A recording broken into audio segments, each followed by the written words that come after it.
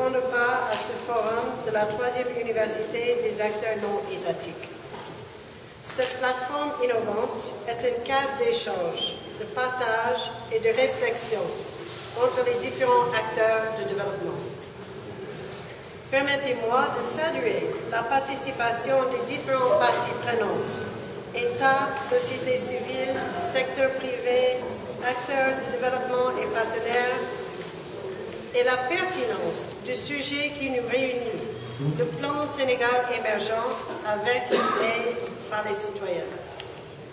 Ce thème souligne le rôle ô combien important que les citoyens sont appelés à jouer dans la mise en œuvre du plan Sénégal émergent, document de référence des politiques économiques et sociales dont mon collègue vient de parler, d'ici l'année 2035 et même au-delà.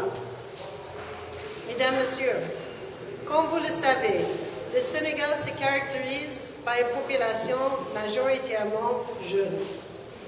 Selon le recensement général de la population de 2013, un Sénégalais sur 3 est âgé de 10 à 24 ans et 6 Sénégalais sur 10 sont âgés de moins de 25 ans. Ce poids démographique des jeunes constitue une préoccupation majeure ressortie dans le PSE. En effet, le PSE traduit la forte volonté politique de répondre aux besoins et aspirations de la population, particulièrement des jeunes, en mettant l'accent sur le capital humain. Je me réjouis que le gouvernement ait placé la problématique des jeunes au cœur des politiques de développement.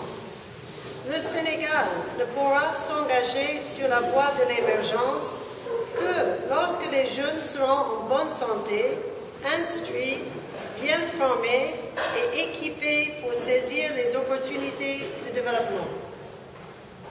La forte proportion des jeunes en âge de travailler constitue une vraie opportunité et peut contribuer à l'accélération de la croissance économique. C'est ce qu'on appelle le dividende démographique. En termes simples, le dividende démographique se réalise lorsqu'il y a plus de personnes actives qui travaillent que de personnes dépendantes ou à charge. La réalisation du dividende démographique n'est pas automatique. Cela nécessite des investissements importants et stratégiques dans la santé, l'éducation, la politique économique et la bonne gouvernance.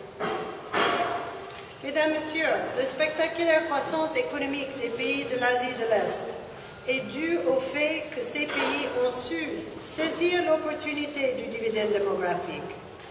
Presque 30% de leur croissance est directement liée à la canalisation des populations jeunes pour le développement.